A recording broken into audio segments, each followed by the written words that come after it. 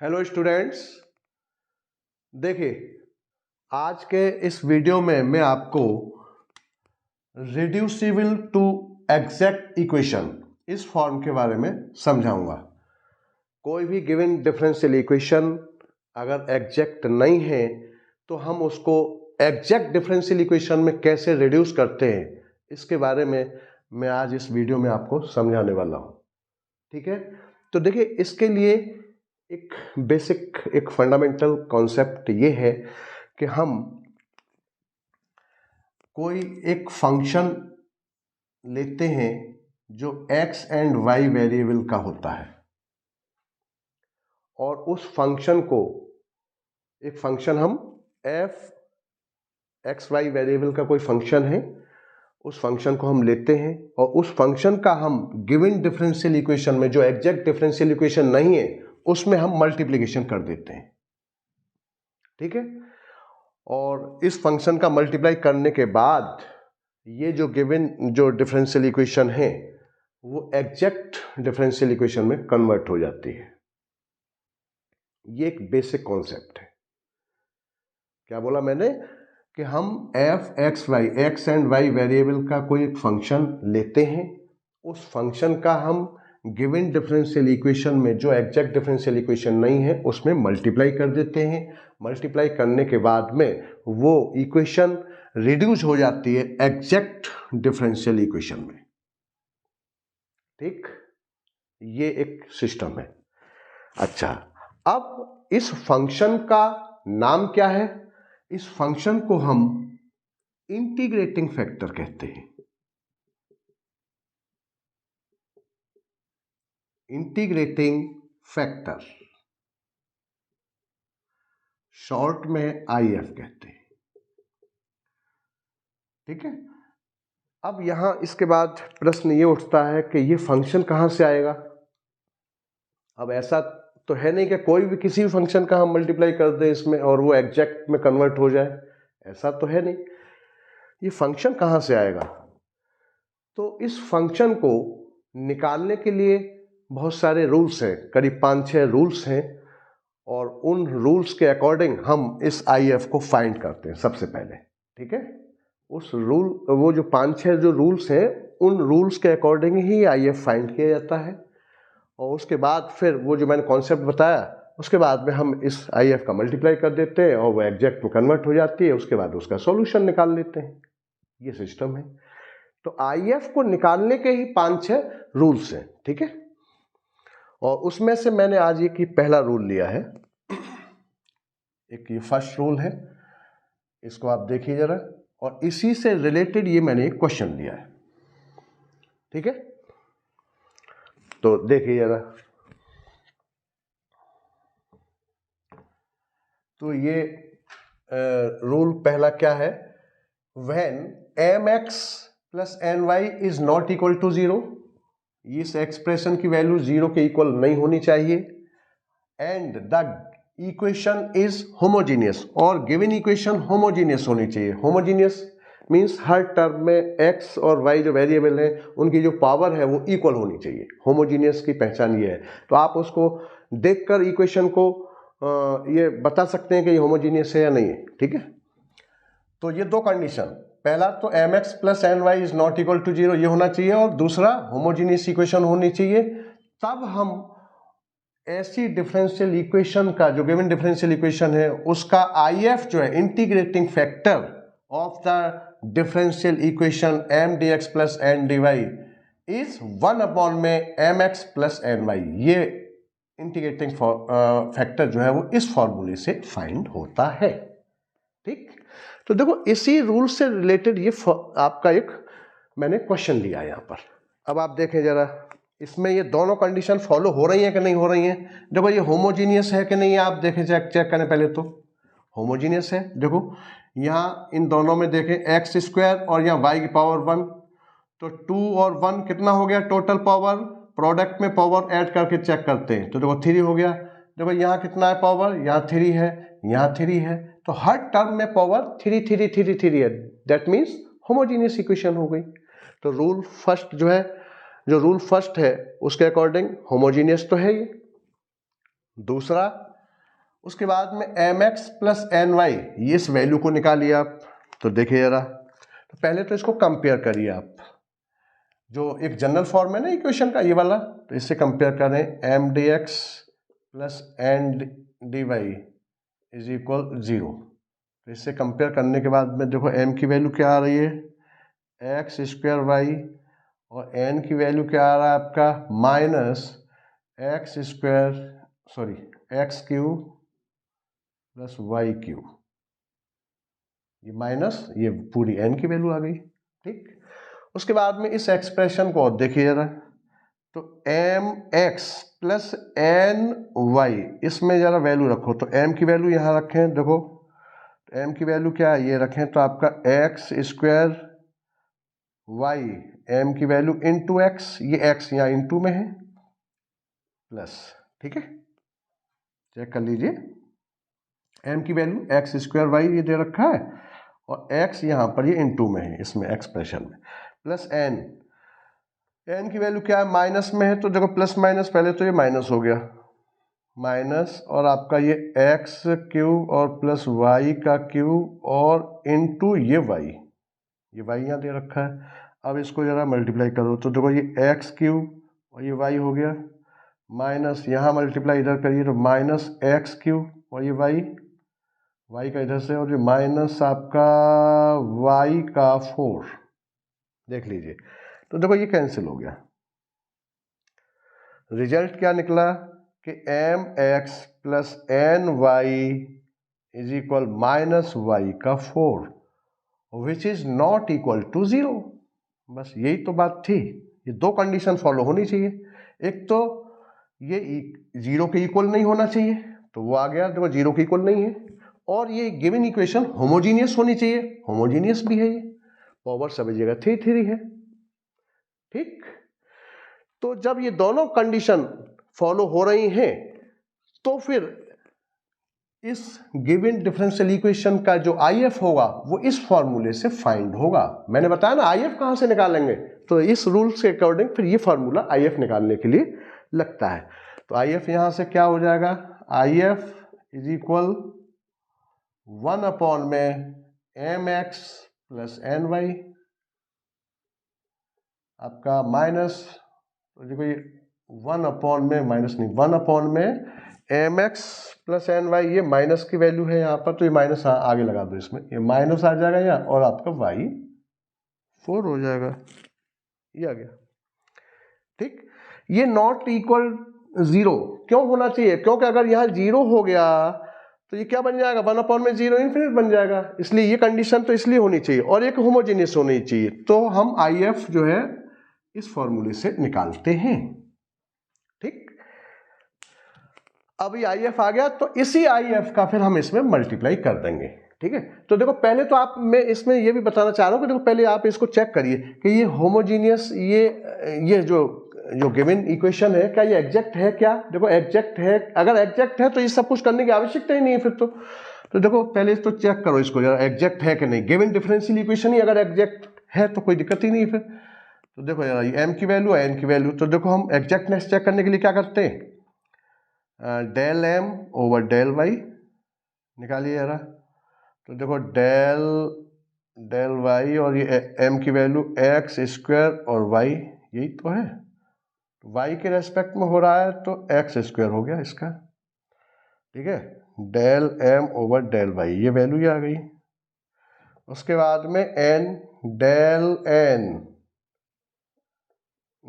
N over del x ये निकालना, तो del over del x minus, मैंने बाहर निकाल दिया ये, ठीक है ना, और ये आपका एक्स क्यूब और प्लस वाई का क्यूब, इसका क्या हो जाएगा, एक्स के रेस्पेक्ट में इसका होगा तो माइनस तो लगा हुआ ही है, एक्स के रेस्पेक्ट में 3 और एक्स और ये स्क्वायर, और इसका 0 हो जाएगा, माइनस 3x स्क्वायर। देखिए ये del n over del x की वैल्यू ये आ रही है, और del m over del y की वैल्यू एक्स स्क्वायर आ रहा है, यहाँ माइनस 3x स्क्वायर आ रहा है। क्या मतलब हुआ इसका कि del m over del y is not equal to del n over del x. ठीक, एग्जैक्ट नहीं है ना, पहले तो आप वैसे भी चेक करके देख लो, एग्जैक्ट है नहीं, ये दोनों इक्वल नहीं आ रहे हैं, ठीक है। तो अब क्या है, ये एग्जैक्ट डिफरेंशियल इक्वेशन नहीं है, हमने चेक करके देख लिया, एग्जैक्टनेस इसकी चेक कर ली। तो अब हमें रिड्यूस करना है, तो रिड्यूस करने के लिए ये आई एफ का हमें इसमें अब मल्टीप्लाई करना होगा। तो देखिए जरा,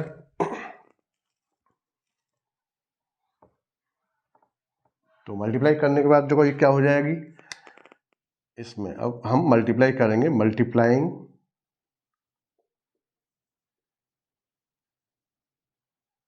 y माइनस 1 अपॉन में y की पावर 4, बस इसका इसमें इन फर्स्ट नंबर डाल दो इस इक्वेशन का, इसमें मल्टीप्लाई कर दो, क्या हो जाएगा आपका, तो माइनस 1 अपॉन में y की पावर 4 और x स्क्वायर इंटू वाई और dx, ठीक है ना, इसमें मल्टीप्लाई हो गया इसका, ये आपका ये टर्म जो है माइनस 1 अपॉन वाई पावर, इसमें मल्टीप्लाई ये कर दिया मैंने। इसके बाद में इसमें माइनस माइनस यहाँ क्या हो जाएगा, ये प्लस हो जाएगा, और इसमें आपका इन दोनों टर्म में अलग अलग होगा, तो ये हो जाएगा आपका एक्स क्यूब अपॉन में वाई की पावर 4, ये माइनस माइनस तो प्लस हो गया, और इसका मल्टीप्लाई मैंने अंदर कर दिया, और यहाँ आगे ये इससे ये कैंसिल हो जाएगा, 1 अपॉन में वाई बचेगा, और ये डी वाई बराबर 0 हो गया। अब देखो यहाँ ये कुछ कैंसिल यहाँ भी हो गया, ए इससे ये वाई क्यू, तो ये आपका रिजल्ट आ रहा है माइनस 1 अपॉन में वाई क्यू और एक्स स्क्वायर और d x plus x Q upon में वाई 4 प्लस 1 अपॉन में वाई और ये डी वाई इज इक्वल 0। देख लीजिए ये कैंसिल हो गया ना यहाँ। तो अब देखिए ये मैंने इसका आई एफ का मल्टीप्लाई किया, मल्टीप्लाई करने के बाद में अब फिर से इसको चेक करिए कि ये एग्जैक्ट है या नहीं, पहले तो नहीं थी, अब हमने इस आई एफ का मल्टीप्लाई किया, मल्टीप्लाई करने के बाद में फिर से आप इसको चेक करें जरा, तो देखो ये m d x plus n और डी वाई इज इक्वल 0, इससे कंपेयर करते हैं हम इसको, तो एम की वैल्यू, ये पूरा एम की वैल्यू हो गई और ये पूरा एन की वैल्यू हो गई, तो देखो जरा यहाँ फिर से चेक करें इसको, m जो है m is equal minus x square upon में y का पावर 3 और n is equal x cube upon में y 4 प्लस 1 अपॉन में y, ये आपका n की वैल्यू है।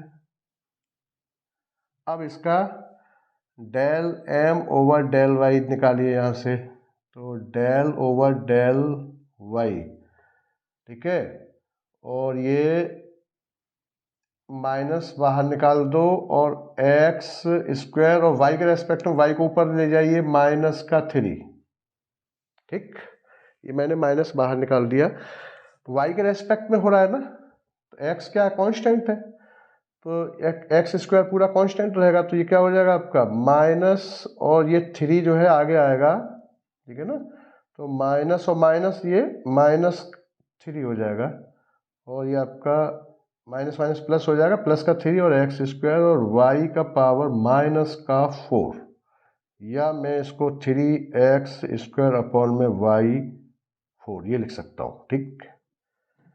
इसी तरीके से n, ये del n over del x ये निकालना जरा, तो del over del x x cube upon में वाई 4 प्लस 1 अपॉन में वाई,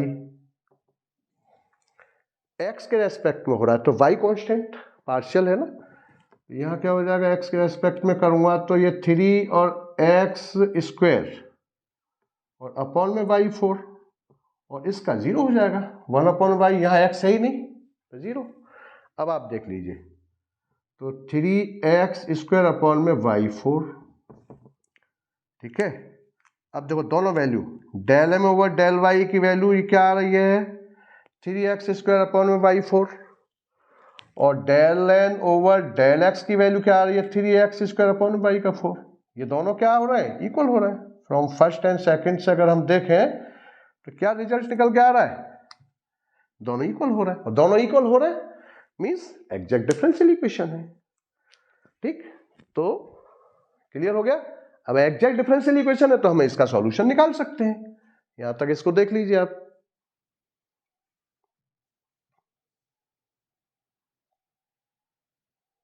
ये दोनों इक्वल हो गए। इसका मतलब क्या हो गया? इसका मतलब ये हो गया कि आपका del m over del y is equal del n over del x है। ये इक्वल हो गए। इक्वल है तो दोनों इक्वल, ये आपका डेरिवेटिव इक्वल हो गए। और जब डेरिवेटिव इक्वल हो गए तो ये given differential equation exact differential equation है, उसमें कन्वर्ट हो गई, उसमें रिड्यूस हो गई। अब इसका सॉल्यूशन, तो सॉल्यूशन के लिए फिर क्या करते हैं हम? मिटा दिया ये।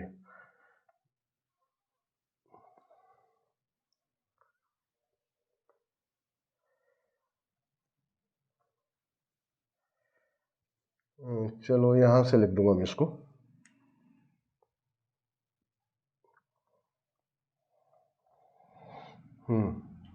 ये लिखा हुआ है यहां पर। चलो एक बार पूरा मिटा ही देते हैं।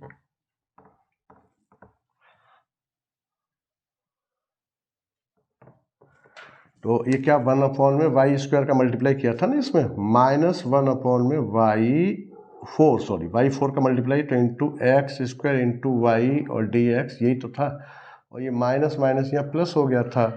प्लस होने पर ये x³ में वाई 4 हो रहा था और ये आपका y³ में वाई 4 हो रहा था और ये डी वाई और इज इक्वल 0 हो रहा था।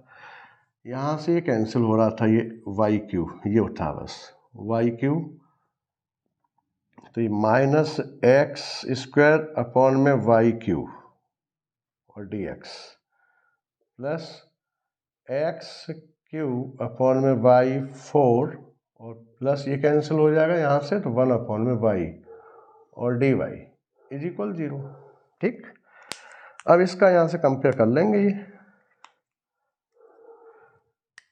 ये आपका m, ये मैंने यहाँ से मिटा दिया था तो उसको फिर से लिख दिया है कि मतलब IF ये था ना, IF हमारा क्या था, -1 में y4, इसका मल्टीप्लाई किया था ना हमने अभी इसमें, इसका फिर से मल्टीप्लाई करके ये बना, ये m dx प्लस n और ये dy इज इक्वल 0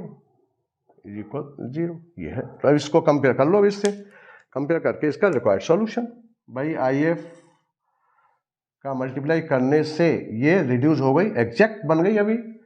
अब इसका रिक्वायर्ड सॉल्यूशन का फॉर्मूला आपके पास है ही, क्या है रिक्वायर्ड सॉल्यूशन?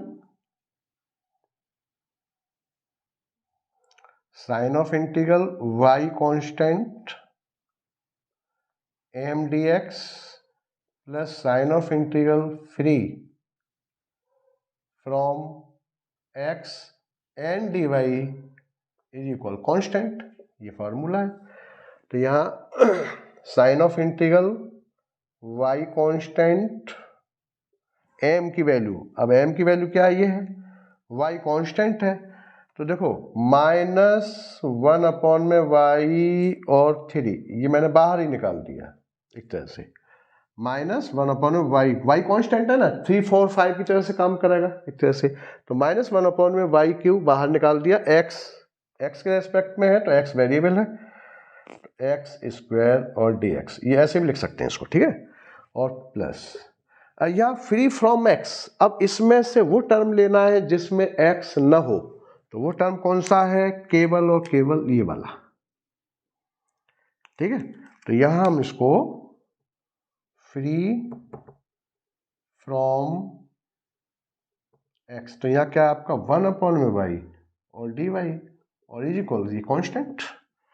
अब यहाँ कर दो इसको, तो -1 में y³ तो ये बाहर है ही, इसका इंटीग्रेशन तो x³ में 3 और यहाँ इसका 1 में x dx क्या होता था, log x, 1/y dy log y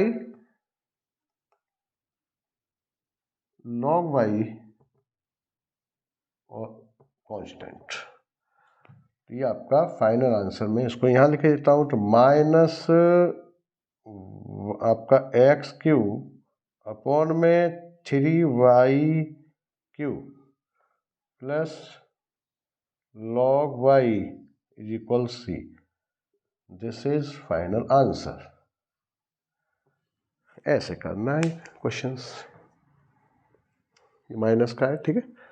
तो ये आई एफ वो यहाँ मिटा दिया था ना पहले, वो भूल से यहाँ मिट गया, तो फिर मुझे याद था ये आई एफ, तो ये अभी निकाला ही था, इसका मल्टीप्लाई करके ये रिड्यूस हो गई थी, कन्वर्ट हो गई थी एग्जैक्ट में। उसके बाद में रिक्वायर्ड सॉल्यूशन हम एग्जैक्ट डिफरेंशियल इक्वेशन का ही निकालते हैं, तो ये फॉर्मूला है उसका। ठीक, तो ये वीडियो अगर आपको पसंद आया हो, आज के लिए बस इतना ही। ये वीडियो अगर आपको पसंद आया हो तो इसको लाइक करिए, शेयर करिए, सब्सक्राइब करिए और बेल आइकन बटन दबाना मत भूलिए। Thank you.